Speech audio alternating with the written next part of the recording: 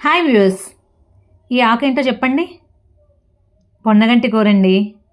ఇది మా టెర్రస్ గార్డెన్లో పెరిగిన అతి ఫ్రెష్గా ఉన్న పొన్నగంటి కూర. ఈరోజు పప్పు చేద్దామని చెప్పి కోసాను.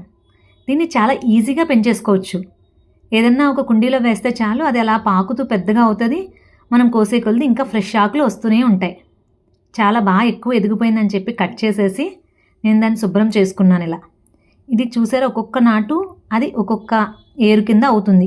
అది నాటితే చాలు పాకుతూ వచ్చేస్తుంది.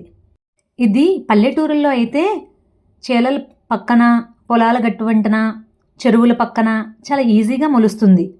అక్కడ దాన్ని పెద్ద పట్టించుకోరు, వాడుకోరు. కానీ వాడుకుంటే హెల్త్కి చాలా మంచిది. పాలలో కన్నా 100 గ్రామ్స్ పొన్నగంటి కూరలో 4-5 టైమ్స్ ఎక్కువ కాల్షియం ఉంటుంది. కాబట్టి కాల్షియం ఎవరికైనా తక్కువ ఉందనుకునే స్త్రీలు, పురుషులు ఇది రోజు కన్జ్యూమ్ చేయడం వల్ల వాళ్ళకి కావాల్సిన కాల్షియం అందుతుంది. ఏ ఆకుకూరన్నా సరే, ఇంట్లో పండిందన్నా సరే కాస్త ఉప్పు వేసుకొని కడుక్కోవడం వల్ల దానిపైన ఏదన్నా పురుగులు లాంటివి పాకినా సరే మంచిది. ఇలా పప్పులో వేసుకొని వండేస్తే చాలా టేస్ట్గా ఉంటుంది.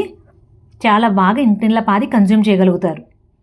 మీరు కూడా ఇలాంటి ఈజీగా చేసుకునే ఆకుకూరలు అలాంటివి మన దగ్గరే పండించుకొని ఈజీగా కూరలు చేసుకోవచ్చు. Home made.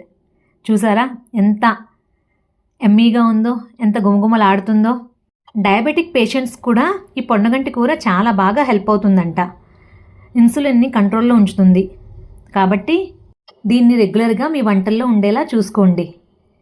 కంటి చూపుకు కూడా ఇది చాలా మంచిది. Rich in a vitamin E ఆకు. Thank you for watching. Please like, share and subscribe. Thank you.